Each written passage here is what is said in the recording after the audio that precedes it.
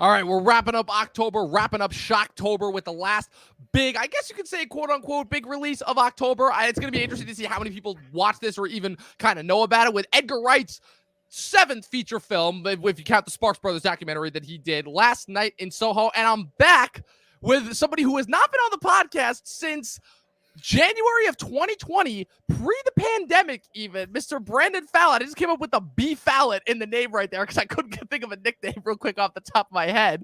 But you ready? You looking forward to this? Yeah, should be good. Can't wait. All of that and more. Stay tuned.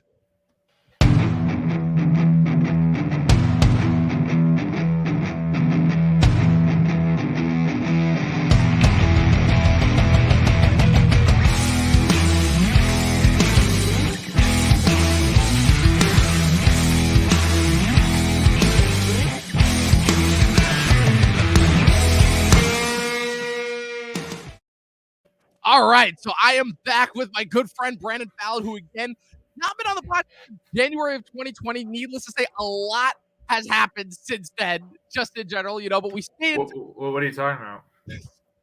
Yeah, right? I have no idea. No clue. But anyways, how you been, dude? It's been a minute since we've had you back on.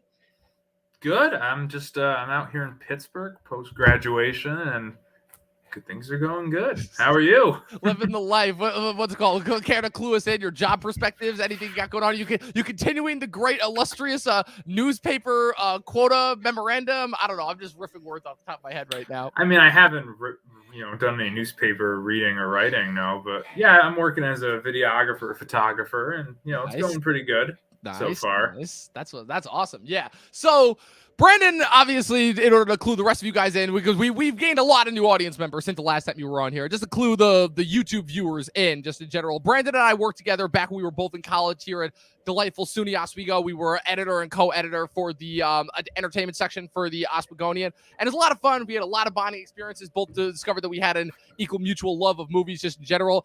Did we ever actually see anything together, though? Because I don't remember us actually ever seeing it. Damn. Crazy times, man. I think I asked you, but you just... Probably more than I was busy. I had a lot of stuff going on back then. Still do, well, for the most part, but not as busy. But it's good to see that. It's good to see that things have definitely gone upward for you, just in general, since then. But it's funny because I was talking about this weekend. Chris, of course, tells me, he's like, "Oh yeah, I'm gonna be in Boston this weekend, so I'm not gonna be able to do it." And I'm like, "Crap! I really didn't feel like doing another solo podcast because I've done that a decent amount of times. I already did that twice this year for Space Jam 2 and the Candyman remake." Needless to say, I really didn't want to do it again, just in general, even though this movie, I can safely say, was an infinitely better movie than those two. But I just happened to be like texting you. It was weird. I wasn't even texting you with the intention of having you co-host the podcast. I just wanted to see how you'd been. And then a random thought just popped up on my mind. I'm like, wait a minute. And then I texted, would you have happened to have seen Last Night in Soho, Edgar Wright's new movie? And you were like, yeah, I actually just walked out of it. I'm like, oh, yes. Oh, man, talk about timing. And it ended up working out well, just in general. So I guess before we get this started, Brandon, talk about your relationship with Edgar Wright. Talk about, like, what you think he is. Well, he's a good guy. Your close personal relationship with him. No, your thoughts on him as a director, like, what you think of each of his movies, just in general. Because Edgar's one of those guys that you don't really think of him as being that influential, because it feels like every single time he has a movie, it's almost like they're destined to become a cult hit, but like they don't have the makings of one, if that makes any sense. Like, all of his movies theoretically should work for a conventional audience, but they always have that cult classic edge to them. Like, I don't know. What's your take on that? I think he's a great filmmaker, and yeah, I see what you mean, because a lot of his movies end up becoming cult hits as opposed to just being hits right when they come out in the theaters. I think Baby Driver is probably the only one that was a pretty good box office hit when it first came out, and people seem to dig it. That was a much more mainstream movie that he did. But as far as him as a filmmaker, I love his style. I think it is very influential on the filmmaking generation that we haven't seen yet. You know what I mean? Like, the people that I think are most influenced by his work have yet to really hit the Hollywood scene in terms of the way he edits and the way he uses music and the way he tells a story and that type of a structure. So I think he's great. And I think Scott Pilgrim vs. the World is a perfect movie. So yeah. Absolutely, dude. Like, you if there ever was a perfect movie, if there ever was, and it's still, I think the most baffling thing to me about Scott Pilgrim is the fact that he had all the stars in that movie that he did at that time. Because if he tried to make that movie now with the amount of people who are in the movie now, the movie would have a minimum budget of like, what, $3 billion, something like that, just in order to equal the cast salaries, something like that. It was just before they all got big, really. Yeah, like right on the cusp of startup for like it was crazy because that was pre. I'm trying to think. I think that was even pre Short Term 12 for Brie Larson. If we're talking, like Mary Elizabeth Winstead still had a couple more years before that. Chris Evans was 1 year away from Captain America. I feel like the only one that didn't was Brandon Routh, but Brandon Routh ended up landing like the CW stuff right afterwards, so he ended up blowing up pretty big. So yeah, my whole thing on Kieran Culkin now finally with Succession. Although Kieran Culkin was already kind of a weird household name. I don't know, the Culkin brothers. It's a kind of a weird thing. I don't know. What's your take on Rory Culkin, the third Culkin brother that seems to be unknown except for the people who remember him from Signs? But I don't know who that is. It's funny because for the longest time, Mel Gibson's two kids in Signs, I thought it was brother and sister Spencer and Abigail Breslin, but it turned out it was only Abigail Breslin's the daughter. The son was Rory Culkin, and then ironically enough, Spencer Breslin would pop up a couple years later, and M. Night Shyamalan's critically acclaimed The Happening. But anyways, wow, I always thought it was just the two of them. Yeah, crazy times, right? But no, so my whole thoughts on Edgar Wright as a director is that it's shocking to me. I think the biggest thing is how little movies he's directed in such a short amount of time, because it feels like every single time I go into the well, it's like, oh man, his movies are like so influential. You talk about Shaun of the Dead, and that movie I feel like is like so far transcended, like kind of the almost like pop cult, like satirical status that it has, and it's like become like a well-known like contributor like to the zombie genre, and like people regard that as like one of the go-to movies when it comes to like zombie things. And then you talk about Hot Fuzz, which even though it's parodying all of the crazy action stories that have come out previously, it still has a lot of those awesome action sensibilities. Like they're straight up riffs that like actually work like really well, like the Point Break stuff and the Bad Boys stuff. And then it gets to Scott Pilgrim, and the whole thing there is that's just such a great kind of emblematic like representation of like kind of the hipster counterculture, but almost like to a fault, and like exposing some of the problems with that. It like Scott Pilgrim is one of those things where I've seen it 50 times and I still can't really put a leg down on it. But the thing that I've noticed in each and every one of his movies is that his style, being very eclectic that it is, again, a lot of whip pans, a lot of quick cuts and edits, a lot of close cut inserts just in general. It has this very frenetic, fast pace, right? So it was already kind of introducing, right, a lot of the fast paced stuff that you see now in like every movie. So in that sense, he was really ahead of his time. And I think that's a big reason why he's always had such a hard time previously, I think, kind of inserting his movies in the moment, because his movies have always been so far ahead of its time in the sense of that goes. So that's one thing.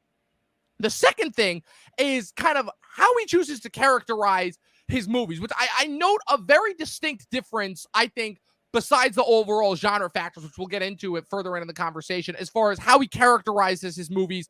I'd like to think pre his stint with Marvel with What Almost Happened with Ant-Man, and post his stint with Marvel with What Almost Happened with Ant-Man, where every movie that he had prior to, even the one that did not happen to star Simon Pegg, obviously that being Scott Pilgrim, it's his characters are always man-children. And this is the 2000s, which is the decade that like where almost every single comedy was about like a man-child. The guy who refuses to grow up. Again, you look at the late 2000s alone, like Knocked Up, Step Brothers, to an extent, Pineapple Express, although that's a little bit different. Todd Phillips, all this. Exactly. Like you're coming off a decade of comedy that seems to be centered around predominantly white males who just are stuck in this one period of immaturity and constantly need to push themselves forward. But Edgar, and again, I'm not going to necessarily say that it's because he brings the British sensibility, because usually, like I usually like to poke fun and say that British humor is usually a lot smarter than American humor just in general. Is that Edgar's got a very, let's call it, classy way of presenting it, right? Like, because when you watch Shaun of the Dead and you start that movie, in any instance, right, prior to like a zombie apocalypse per se, you would just say, you're like, okay, that's just a regular schlubby guy who just can't seem to get his life together, But you're not necessarily thinking off the top of your head, they're like, oh, that's somebody who like has problems per se, And same thing with Hot Fuzz, right? And same thing with Scott Pilgrim. And all of these movies, he kind of he kind of like I think does this really interesting thing where he has this kind of journey as far as bettering themselves while at the same time like kind of poking fun at the genres within what that they're in. But then you have the whole Ant-Man thing, where famously, obviously, it's one of the biggest talked about things, where Edgar Wright famously is hired as the director for the first Ant-Man film, and then after a lot of like production and behind the scenes unknown problems, he famously left the project. It's one of the biggest. This happened a couple times in that like mid 2000s period of Marvel before they really settled in and started to become the dominant force in pop culture in 2016. But he ended up walking away. And famously, he did state that even though they parted on amicable terms, it's like, I was really interested in making a Marvel movie, but they weren't interested in making an Edgar Wright movie. And I find that fascinating because that's still like the most public disparaging between like a director and an actor. Obviously, there's the whole Patty Jenkins thing that happened with Thor: The Dark World, but then that went the way that it did. And the interesting thing is that within Ant-Man as a movie, even though, again, Adam McKay's influences are all over that, and Paul Rudd obviously had a hand in the screenplay, and then finally when they brought on Peyton Reed to direct, it's like you can still see bits and pieces of Edgar Wright's humor in there, and it's very, very obvious. And I think what's been really fascinating is ever since the whole Marvel thing, right? After the whole World's End kind of tied off the Cornetto trilogy, right, in general, I think just that trilogy in general was really fascinating. How he examined each of those movies, even though they were playing different characters, through the mire of Simon Pegg and Nick Frost's kind of relationship as they developed throughout those three movies. And ever since Ant-Man, it's almost like he's kind of switched gears and kind of like wanted to dive more so and applying his tactics towards like traditional genre fare, Baby Driver, which is very, very much indebted to like the works of Walter Hill with, his Driver movie, and it's ironic too that it's only 6 years after Drive, and it's very kind of similar, though very totally different. And now with Last Night in Soho, where he's taking a look at almost like, doing like a mix between like Giallo and Argento as far as like, those really interesting, like kind of European, what's the term that I'm looking for? Like Gothic horror just in general, I don't know. What's your take on all that? Yeah, I mean, I'd be curious if that was intentional on his part or is, because at the end of the day, he is a film fan. So I think when he's deciding whatever his next creative endeavor is going to be, he's looking at things that are resonating with him. And if it's some car movie from the 70s about a driver, or if it's one of the films that you mentioned that kind of relates to Last Night in Soho, I almost wonder if that's more of a springboard for him to say, like, what would I do with a movie like that, as opposed to his first 4 films, which were more him developing his own style, and now he's just applying it, like you said, to different types of conventional stories. Yeah, I think it's great, and I think with Baby Driver and Last Night in Soho, he's giving different types of films than what we have prior, and I like that. Even though they don't have the same flavor as those first 4 that he did, you can tell that it's still in keeping with his creative vision. It's still uniquely his, and it's you're just seeing the evolution of an artist, I think. Yeah, definitely. It's kind of fascinating because I've always tried to nail down like what it is that makes an Edgar Wright movie an Edgar Wright movie. Because that's really the fascinating thing, right? Is that we talk about auteurism within filmmaking all the time, right? And it's kind of ironic in the sense that, so auteurism formerly was, okay, within all these myriad of studio movies that kind of feel exactly the same, throughout the 30s and 40s in the history of Hollywood. Let's try and, it was like whenever a director would like throw in that one thing that would like kind of break the mold, and it would like, clue people in who were like sort of their fans and be like, okay, that's that guy, that's what auteurism was previously. Then throughout the years, like once the 70s happened, once the 60s and 70s happened and things really started to shift and change, it more so became, okay, this director, Hollywood now needs these directors more than they need the studio system, right? In general, it was like, again, it was kind of this really good synergy that happened there. And so the directors essentially turn themselves into like kind of these, into kind of like these, distinct like commercializations in a sense where it's like, okay, whenever you watch like a Spielberg movie or a Scorsese movie or a George Lucas movie or a Brian De Palma movie, you're getting like this one distinctive vision, this one distinctive kind of a tone, these distinctive filmmaking techniques. Look with Spielberg, the big thing that he loves doing is he loves doing the single takes that start with a wide and then eventually center into the one character. When with Scorsese with the Catholic guilt and the violence, and Coppola obviously with the shades of red in his filmmaking. The stuff that would like essentially brand the films as the directors, right? And now it's almost in a weird way done this complete 180 where a lot of those old school directors, it's like those styles and sensibilities have kind of been cultivated by the studio machine in order to apply them to all of these kind of like, not bland, but like all these kind of, these blockbusters that we've been getting recently that all end up kind of feeling the same. And it's almost like whenever we get a film from an auteurist director, it's almost like it's even harder for them to actually stand out and have a visual style. But that also has to do with the accessibility of technology just in general.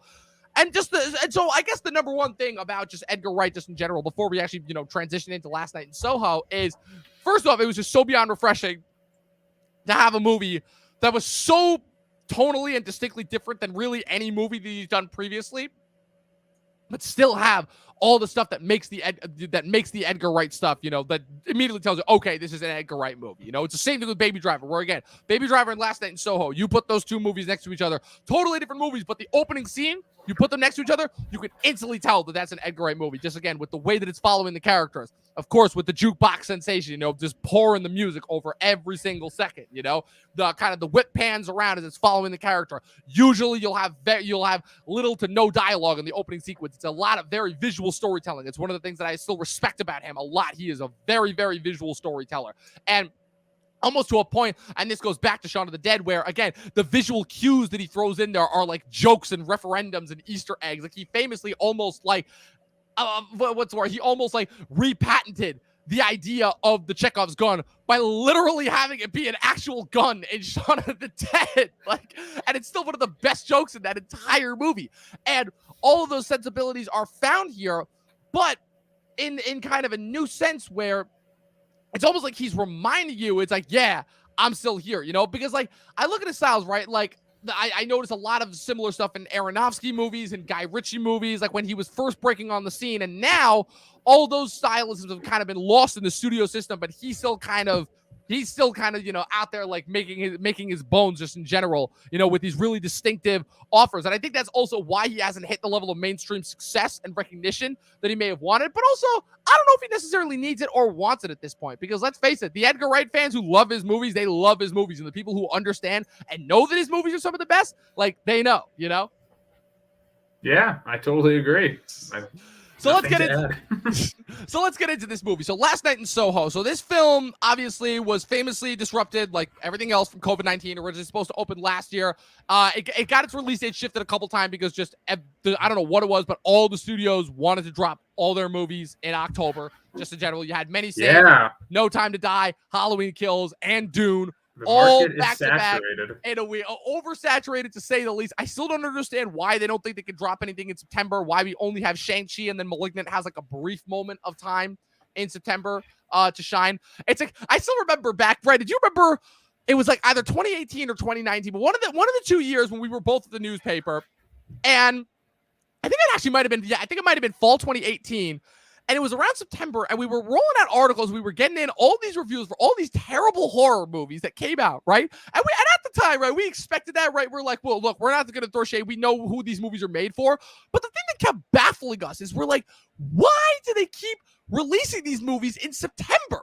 Why not October for horror movie? It was like it was the same thing that year when the first Danny McBride Halloween movie came out, but they didn't release it on Halloween, and it was the same thing this year. I'm like, I don't get it. What am I missing here? Just in general, I'm like, is it like to try and get like the slow roll to keep people coming back until Halloween? And like, so that consistently baffled me. But I think the ironic thing about this movie, just first and foremost, is that this feels like the perfect Halloween movie, and it opened on Halloween, which was like Halloween weekend. We're recording this, obviously, when this episode goes live, it'll be, Monday, November 1st, but we're recording this episode on Halloween, October 31st. And this, to me, I don't know about you, feels like the perfect Halloween movie. Just again, like the sensibilities, the styles, like kind of the spooky kind of supernatural feeling that's in the air just in general. Like, I don't know, did you get that feeling?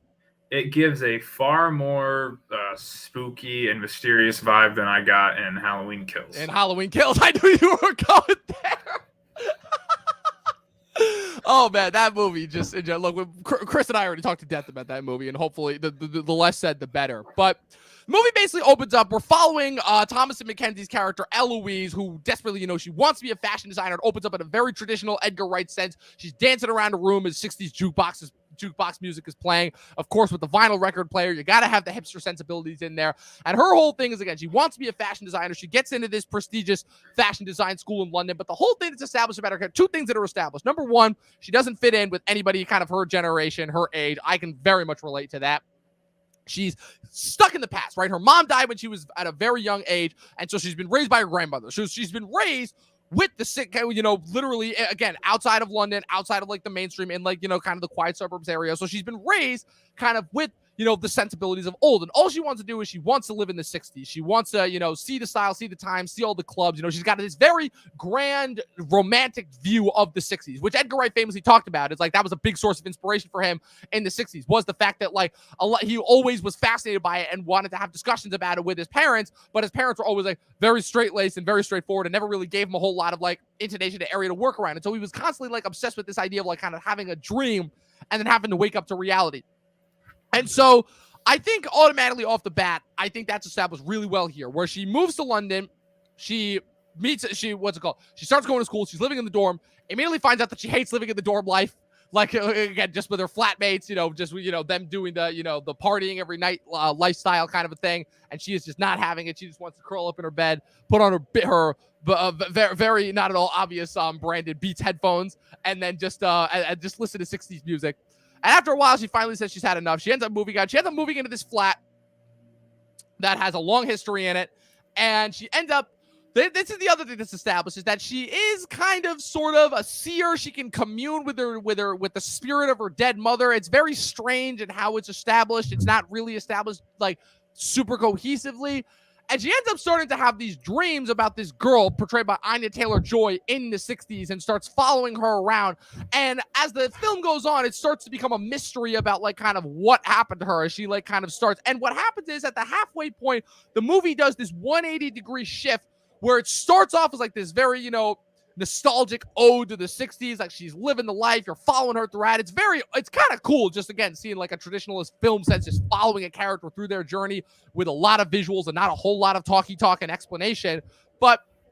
And then the film pivots in the middle half in order to become like this murder mystery, supernatural murder mystery almost with hints. So that's all I'll say kind of as far as what the film's about before we actually get into the spoilers. But non-spoiler thoughts, Brandon. What were your thoughts coming out of Last Night in Soho? I thought it was a solidly entertaining film. I thought the cinematography was gorgeous. I thought Edgar Wright shot it beautifully. It felt like an Edgar Wright movie despite him kind of throwing away some of those typical motifs that he usually uses. I thought, all the technical aspects of filmmaking I thought were on point, whether it was the performances or the production design, the wardrobe. I thought it was probably some of his finest work in terms of like music choices. I know he's always got a knack for that in his films, and there were some sequences here where the songs he picked, you just kind of sit back like, wow, like that is absolutely perfect. Which song he picked for that. I think it was probably lacking in certain areas, not in terms of the story itself, maybe in terms of the writing of the story and the execution of things, especially towards the end. It does feel a little all over the place at times. And there are some tropes in there that are a little like, all right, we're doing the 2000s Mean Girls. We're going to do I don't want to get into the twist yet, but you get into a certain twist at the end. You go, oh, we're doing this. Okay. and it's certainly, I think overall it was a really good movie. I personally enjoyed it more so than Baby Driver, which is his, out of his filmography, the only one to compare it to, even though they're very different films. They're kind of representative of like this new era of Edgar Wright, like you said, post and pre his Ant-Man debacle. Yeah. So yeah, I really dug it. I know a lot of people either love it or like they think it's kind of bad. I enjoyed it. I thought it was a really solid movie, and especially for the Halloween season, I thought it was really well placed. Ironically enough, because again, this movie got its release date shifted like 4 or 5 times. I think they were originally going to put this out in the summer of all places, like they did with Baby Driver. And I'm just like, why? Of all things that would have been just an absolute disaster, when this was the summer that was like clearly marked by COVID, and they were just trying so hard to just like put movies back in theaters and try and show that they can make money. No, I'm going to be honest. So going into this movie, I was skeptical, like I've been with every single year. Like 2021, I don't know how 2021 has been for you with movies, Brandon, but I've watched a lot of movies this year, and I can safely say this has been the least satisfying year movie-wise since 2016, when I kind of started this whole movie watching journey. Like 2017 and 2018, I've kind of come around on. Again, a lot of those movies in hindsight, I found that a lot of those movies in the moment weren't as satisfying for me as they are in hindsight. I know that you have some disagreements, but I saw a lot of bad stuff in those years, and like a lot of bad stuff. Like, but I will say, so I've come around on Blade Runner 2049. I do love that movie now. I've come around. Oh man, there are a couple others that I've come around on that I did not like originally. Lady Bird I always liked. Florida Project took me a couple. Oh my God, there was one other one from 2017 that I hated originally, but then it took me a couple times to watch. And then I finally. Oh, I know you're talking about. Yeah, I what's it called? I Daddy's Home too. Yeah, definitely. But no, but I can safely say that Edgar is one of the few directors that still is not disappointed, because you're right. Even with all the moments, there were a lot of points where I'm like, okay, that could have been a little bit tighter. That felt a little bit sloppy. That felt just a little bit. I still fucking love this movie. I loved this movie. It was an instance where, and again, so few directors can pull this off. But again, I'm just chalking this up to just the Edgar Wright of it all. But the minute that the twist happens at the end, and I'm like, oh man, I called this, and I hate that I called it. The way that it panned out afterwards, I'm like, oh, let's fucking go. Like, I was just cheering. I was fucking cheering. I'm like, this is going into all the different places of genre that are so ridiculous and so over the top, but I absolutely loved it. You know what it reminded me a lot of? It reminded me a lot of Luca Guadagnino's remake of Suspiria that he did back in 2018, which is a movie that like nobody watched. But the people who watched it loved it. Because it was fucking insane, because it just had such a different style and sensibility from so much of the generic muck that we've had so far this year. And Chris has brought this up a couple times where I tend to agree with him, which is where I'm like, look, even if it's not the best, I'll take something from an auteur that tried and didn't necessarily work all the way, rather than just another generic studio blockbuster. I think the only exception to that rule so far has been Halloween Kills, because I just don't know what the fuck happened with that movie. But like, yeah, you're totally right. All the Edgar Wright sensibilities are still there, like the quick cuts, the jukebox soundtrack, the inserts, the fast-paced style ability. Like, there's never a moment in this movie where I'm bored, which is really, really nice, because there's been a lot of movies this year where as fast-paced as they are, I'm just like, okay, when are we going to get to it? You know, this is starting to drag, you know? And I'm not even talking for like long movies, but like standard 2-hour movies. Or you just get something like Space Jam 2, which is just so all in your face that it literally becomes like a visual headache as far as the amount of shit that they're throwing your way. Just in general. Yeah, I heard about that. Oh, just you save yourself the effort. Just don't watch that in general. It looks fine. That's giving it too much credit, I think. But just I don't know. I enjoyed it so much. Just like the sense of style, the sense of reverie, the sense of nostalgia, the fact that like the fact that this movie is low-key kind of like a warning about nostalgia, just in general, about it's like, okay, like kind of the differences between the generations, as far as like, you know, how younger generations typically look back at previous generations as like, you know, decades of old and look at them through rose-tinted glasses, but they don't actually understand what it was like because they didn't actually live in there. And I think that, to me, is what helps the twist and stops it from being super, super generic, because of the fact that it is still character motivated, and the fact that it does still play into that theme, which I really like. And like the whole film throughout it, like that's not something that's like thrown in there last minute. Like a lesser director would have just had to be like a generic horror movie, and then that last third act twist would have just been something like, oh, just an extra throw in there in order to try and have a half-cocked message. But Edgar Wright doesn't do that. He actually like attempts to throw in like this lesson about nostalgia, like from the beginning, like with the whole thing with her grandmother about, you know, going to live in the big city and actually understand what living in the big city is like versus wanting to live there. And with her, you know, meaning her flatmates, and understand, even though, yes, you're right, they did play to the 2000 Mean Girl types, you know, her still like, you know, the breaking down of like, you know, what she thought it was going to be versus what it is actually. And then kind of her journey as she goes throughout it, and she like sees all the visions through Anya Taylor-Joy's eyes, and like everything that she had to go through just in general. Particularly for me, the one haunting image, probably the most haunting image of the entire movie, is when she breaks through the veil or whatever, And you just have that one quick thing where the camera's going into all those rooms, and you see like the one girl's giving the old dude a blowjob, and the other girl is like threatening to kill herself, and the other girl is injecting herself with a needle, and the other girl is passed out of the table, clearly OD. Yeah. Like that was the most haunting shot for me of the entire movie. Yeah, I mean, the best horror is always the horror that's just a heightened version of reality anyway. I could watch Deliverance and be far more scared than watching Nightmare on Elm Street. But I like what you said. I think it was well said, because it kind of... I watched a College Humor sketch a while ago, and it was about a girl who kept saying, I was born in the wrong generation. I should have... I wish I was born in, let's say, the 90s. And then... this guy would say, "Oh, really? You wish you were born in the 90s?" And then he goes through all the different. He would list all these, all these like social, geopolitical problems that were going on, and basically every decade that, like, she was like, "Well, maybe I could live in the 20s or like the 70s or like the 1880s." It's like, "Oh, well, you couldn't vote here." Blah, blah.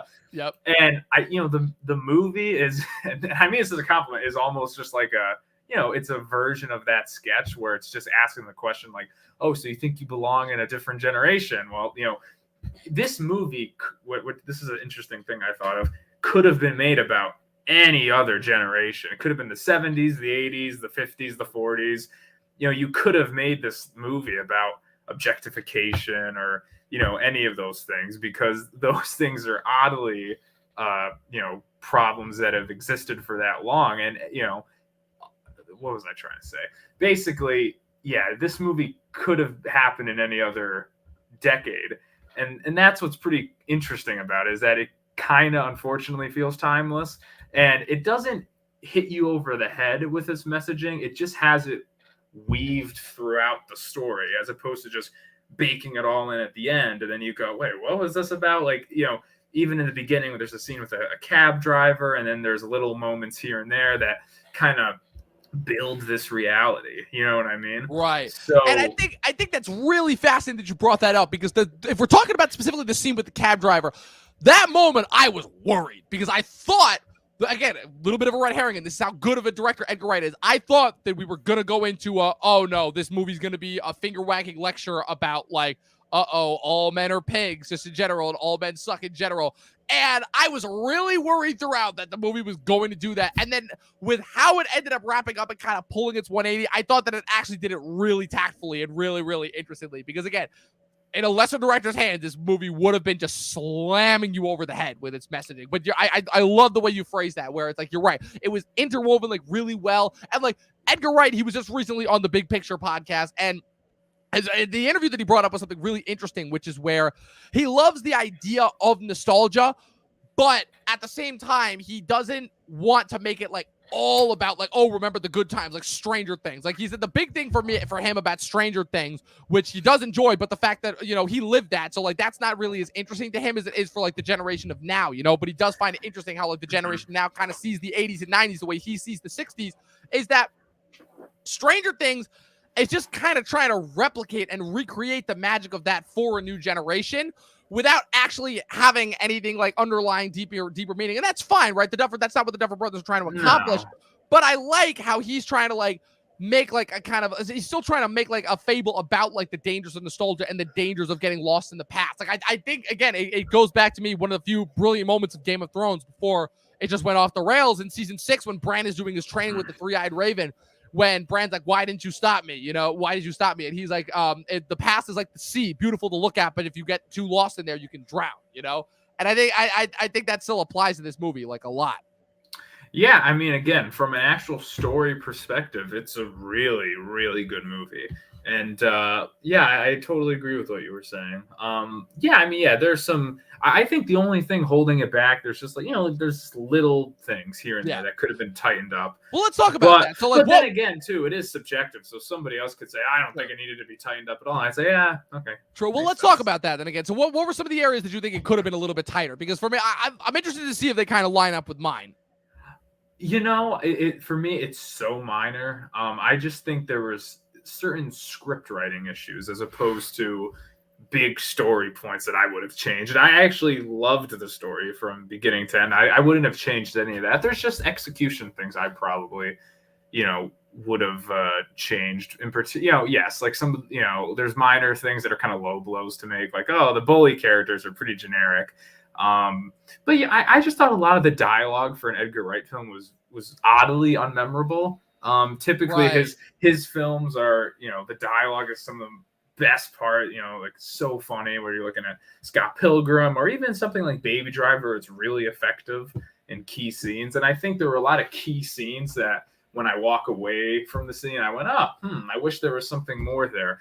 Particularly with the scenes with Terence Stamp. I wanted those scenes to have more of a punch. And I felt like whenever he was on screen, I wanted him to stay on longer. And that's not just because I love Terence Stamp. I love Terence Stamp, but I wanted more out of that character, and I think they were maybe hiding it because they knew they wanted to do some sort of twist. Because of the red herring thing. Yeah, again, and we'll get into the twist a little bit, but I definitely see where you're coming from just in general. I think it's interesting because, again, so he's got a back and forth with like a couple of different writers. Obviously, he famously wrote Shaun of the Dead with Simon Pegg. He wrote Scott Pilgrim with Michael Bacall.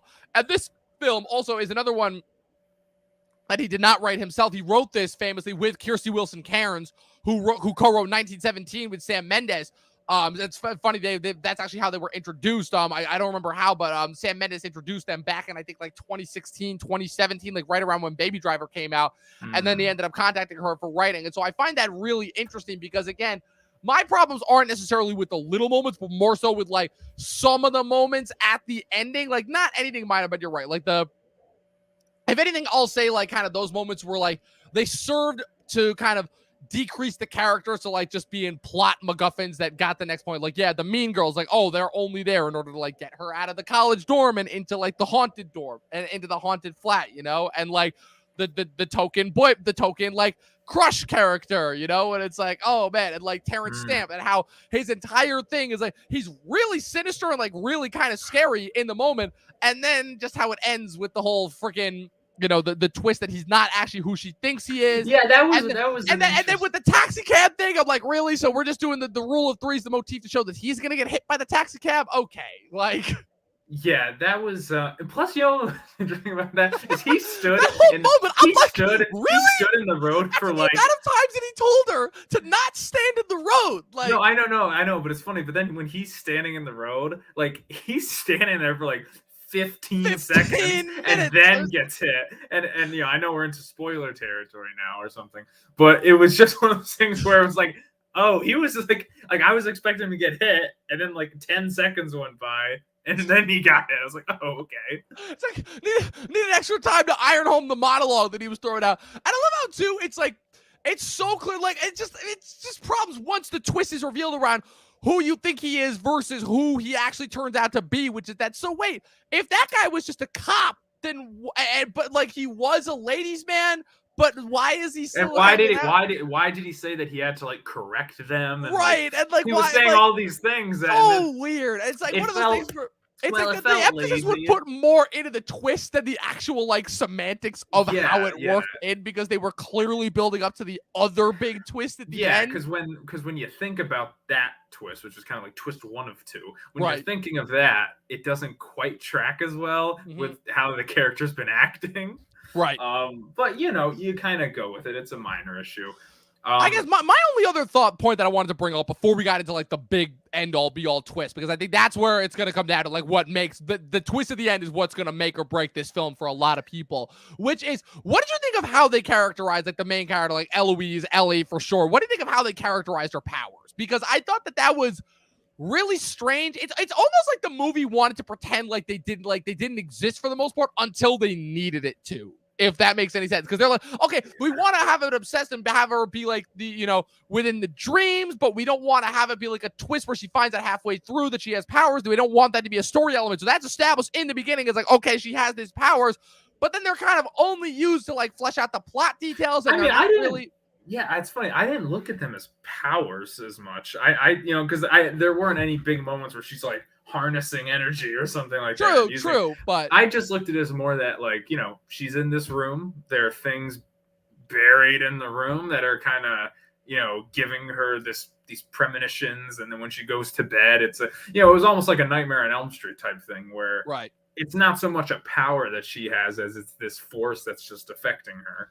I thought it was handled well. I see what you mean. Like when she's seeing her visions of the mom, that's like another kind of cliche, Yeah. like, And, like, hi the whole mom, thing- you know. And like the whole thing with like the ghosts just randomly popping up in the library and her going crazy, or people thinking that she's going crazy because she starts threatening people because she can't distinguish between reality and dreams and all that. Like that was all good, but like those were the moments in the movie where I'm like, okay, this doesn't feel like wholly exclusive to Edgar. Like I've seen this before, you know. It's like I feel like it's weird. You know what? You know what it reminded me of? It reminded me of the Guillermo del Toro movie that Time Forgot. I can't even remember that. Crimson something. Peak? I didn't see that. Crimson Peak. That's the one. Yeah. Where the whole instance, right, is that it's like there are ghosts and like you think it's gonna be a haunted house movie, but then it doesn't end up having anything to do with the ghosts other than they're just like trying to be warning signs. And they do something similar with that here, where, all right, so this is where we're gonna get into the big twist. So I will say, so we've been mildly spoiling it throughout. But this is the big. This is going to be the big spoiler. So if you have not seen Last Night in Soho, this is definitely where you want to tune out. So the big twist at the end. So famously, it is known that a certain legendary actress who passed away last year during the pandemic, Diana Rigg, Olenna Tyrell, one of my favorite actresses, one of my favorite Bond girls, one of my favorite characters in Game of Thrones, was going to be in this movie. And because she died after filming this would be the last thing that she was in. So famously, the film was dedicated to her, right? So she comes in the movie and she plays, you know, again, just the very sordid, you know, very disillusioned, you know, older woman, landlady for Thomasin McKenzie's Eloise character for this haunted apartment that she moves into. And then she sticks around for the rest of the movie. Like, she keeps popping up in the movie. It's not one of those one-off roles. And about not halfway through the movie, because they use the ghost as a distraction, right? And then they have the Terence Stamp twist where one of the visions that Thomasin McKenzie sees when she goes into the past in her dreams is that Anya Taylor-Joy is picked up by Matt Smith, who seems to be like the snake charmer, and then is revealed to have been pimping her out to all these different clubs where she's just this act, and that's kind of like what leads into like a lot of like the disillusionment and realization of like, oh, the sparkly veneer of the 60s versus what it was actually like. And then after a while, she witnesses what she thinks is a murder. She believes that Matt Smith murdered Anya Taylor-Joy in the past, and that Terence Stamp is the older version of Matt Smith. Well, it's revealed that Terence Stamp is not the older version of Matt Smith. Terence Stamp is actually the older version of this cop, this undercover cop, who randomly once had this conversation with Anya Taylor-Joy, right? And that's what's revealed. Who had one scene. Who had one scene, right? And it's funny because I was gonna guess it. I'm like, I feel like they're hovering on this scene for a minute, right? And then she, you know, she has this thing where she's trying to break through and she's trying to, you know, get in contact with her. And after a while, at the end, it is revealed that secretly she did not witness what she thinks she did. What actually happened was Anya Taylor-Joy actually killed Matt Smith in the past, along with every other one of the male suitors that she was set up with, and ended up becoming, what's the word that I'm looking for? Obviously a serial killer, but there's a term that's used for like women killers that specifically target men. There is a term for it, but I completely forgot the name of it. And it's revealed that Diana Rigg is the older version of Anya Taylor-Joy. And there's this moment at the end that plays out like a freaking Austin Powers movie where she gives her the tea. And I'm like, oh no, the tea is going to be drugged because that was set up with the red herring earlier in the club. And then she goes in the monologue. I'm like, motherfucker, I called it. Diana Rigg is Anya Taylor-Joy. And the problem is I called the twist like 5 seconds before it happened. And I don't know, Brandon. That's not really calling the twist. I know, but like, oh. I know it's you figuring it out because of, again, we've watched 1.5 million movies, so we know this. But like, Brandon, I don't know, like, just talk about that for a second. Like, was it enough to ruin the movie for you? Because obviously, again, that's a very cliched moment that we've seen before, and then kind of how the rest of the third act transpires, just in general. It's cliched in the sense that after it happens, you know the rest of the movie. Yes. So, and at that point, there's still like a good 10 minutes of the movie. And you typically want the final big 10 minutes of the movie to be the part where everybody's invested and things like that. And there is a slight factor of checking out because there's one that part of your brain that's intrigued has checked out because now you go, oh, this is going to happen. This is going to happen, blah, blah, blah, blah, blah. Yep. And it pretty much transpires exactly like how you would think. Yeah, but it's still an enjoyable sequence that happens. It's well crafted. It's actually very well done with the way it incorporates music into it. I thought it was really cool. Yes. You know, it feels almost, I almost feel the movie feels very Hitchcockian in a lot of ways to me because a lot of Hitchcock's movies, particularly ones that deal with murder, have great tension. But then when you get to that final action sequence at the end, it feels oddly goofy. Whether you're talking about Shadow of a Doubt or even Psycho, like when he even comes Psycho, in, which it's with like, the last like, 10 minutes of that movie, like I've got a rare so here's the thing, I still love Psycho, but like the last 10 minutes of that movie where you just have the psychiatrist in there that's explaining it is the weakest part of that movie. And the reason and the reason why is because with focus groups of audiences didn't understand the twist, so they reshot that scene in order to add it at the end. That way they could like essentially explain to audiences like the entire plot of what was going on in Norman Bates' head. Yeah, I mean, I like the twist. I like the sequence. I think for a final role for Diana Rigg, it's a great role. Oh, it was awesome. I think I actually really like the finale. Now that I'm thinking about it, I actually don't think that is a make or break thing for people.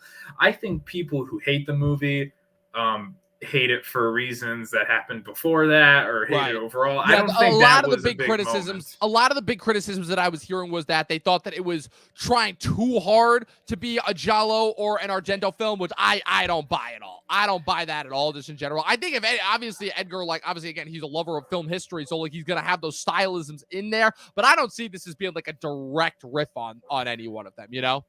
No, and that's always that's a sketchy argument whenever you get into that in terms of like, oh, is this just a copy? I mean, it's very tough that you see a film nowadays. You go, wow, that was like this wholly original piece. Oh my gosh, like I've never seen that. People have been going after Tarantino. People are still trying to go after Tarantino for years, saying that he ripped off Reservoir Dogs from that one Chinese movie that I can't remember the name of. Oh, I don't know, man. That's a whole. At a certain point, you go, like, I don't know. Yeah. But I like the sequence. I think one problem that the movie had that I think that kept it from that next level is it develops and it creates a very mysterious atmosphere that delves into the supernatural and things like that.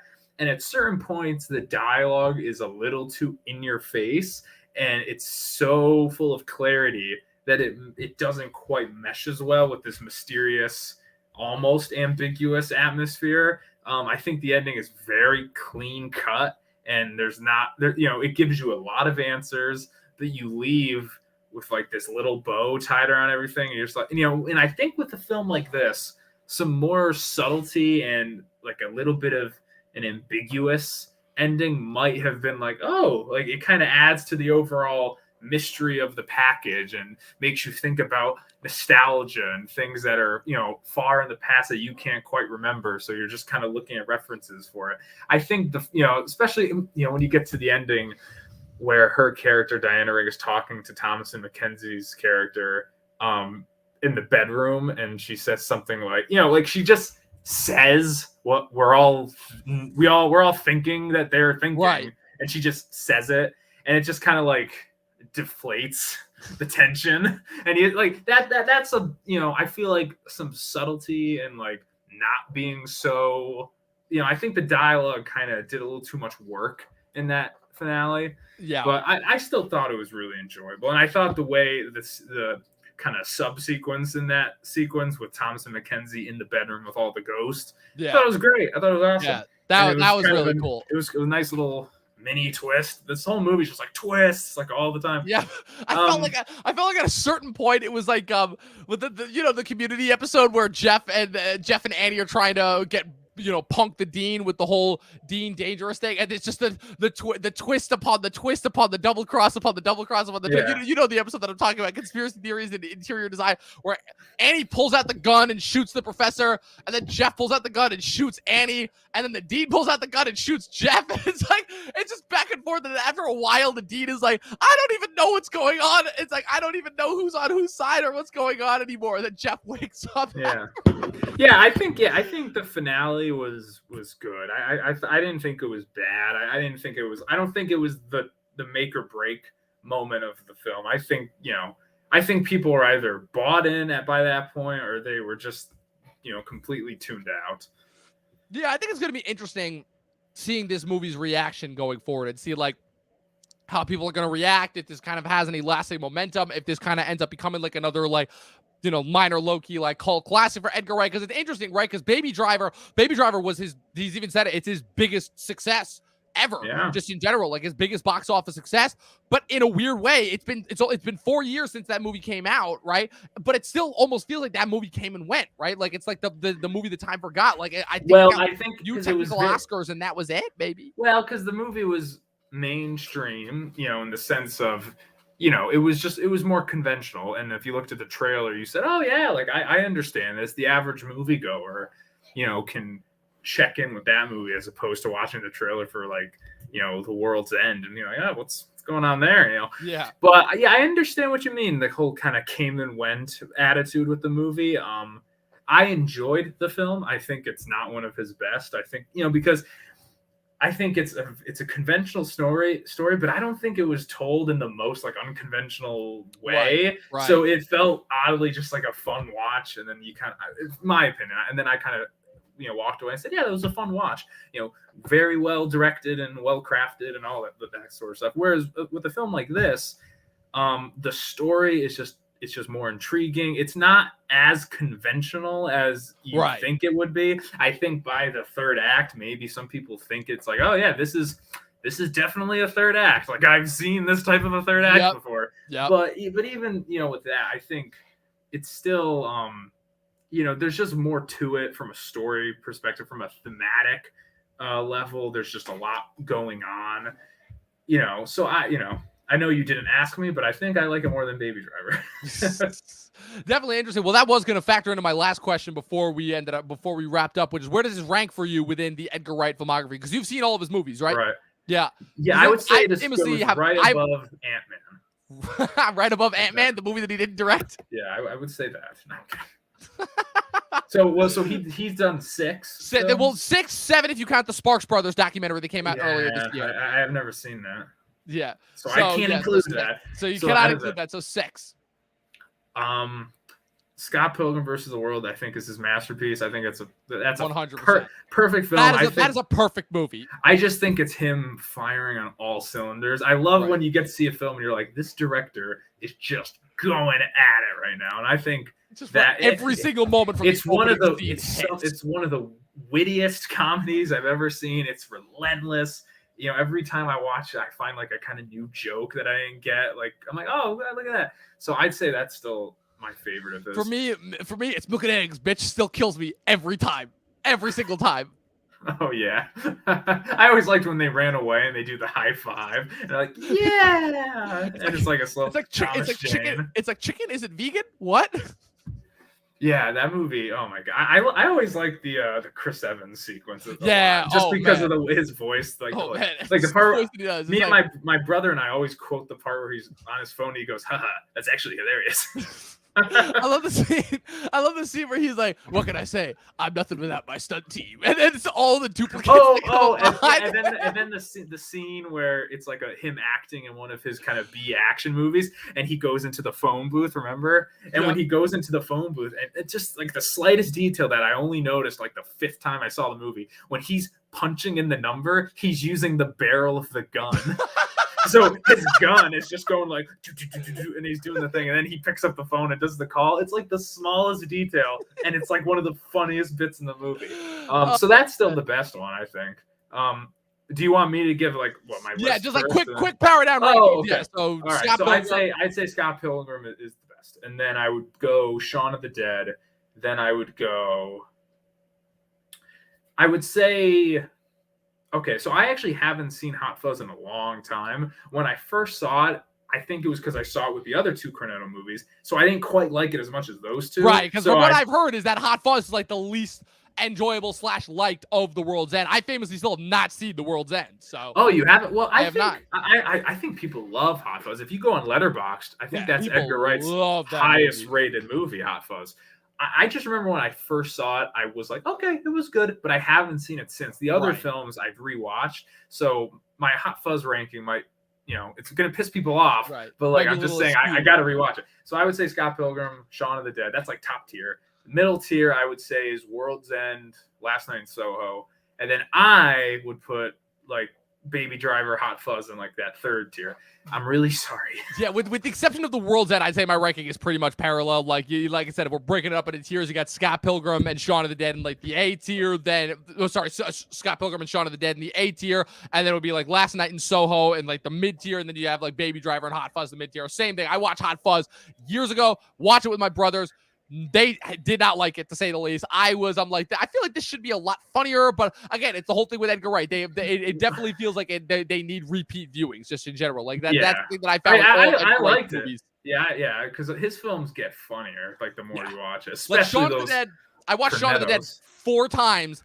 And every single time it got funnier. Like every single time, it just got like I just noticed some new joke. Yeah, for like you said. I mean, that movie's become like a staple of the zombie. It really has. Like it goes like Night of the Living Dead, Dawn of the Dead, and then like you go this, that, Shaun of the Dead. It's like And like the irony of that is that when Edgar Wright was making that movie, like people, it was released, like people didn't even know about, like they had no knowledge about like the original Romero trilogy in general. They didn't even realize that the title was like a play on it. And I think it's kind of ironic because Zack Snyder's remake of Dawn of the Dead came out that same year. But when people talk about which one is like more memorable, both 2004, the one that was written by James Gunn. But when you talk about which one is like kind of the more quintessential installment within the zombie canon, like most of the time people go with Shaun of the Dead. Yeah, I mean, that's crazy. Like we had such a zombie craze, and like is zombies still a popular thing? I don't know. I remember back in the day. We had Army of the Dead earlier this year, but that was mostly just like Zack Snyder just like having fun in kind of like the post Snyder cut like wave that followed on social media. Well, basically after the Snyder cut, it's like he had like goodwill to just like do pretty much do and everyone's like, yeah, I got it. And now he's essentially doing his own version of Star Wars for Netflix. So I'm like, hey man, I like Zack Snyder as a director. Yeah, it's this sci-fi movie. His next movie that he's doing, it's this sci-fi movie called Rebel Moon. Apparently, it's one of these movies that he's been like trying to make for like years. Well, it's because Netflix doesn't market anything. So Rebel Moon. I have no idea, but look, all I know is they just released an Army of the Dead prequel that Matthias Schweighöfer directed like last weekend, only 6 months after. So I haven't seen Army of the Dead. I just remember back in the day for us, it's like that's like 17 years ago, man.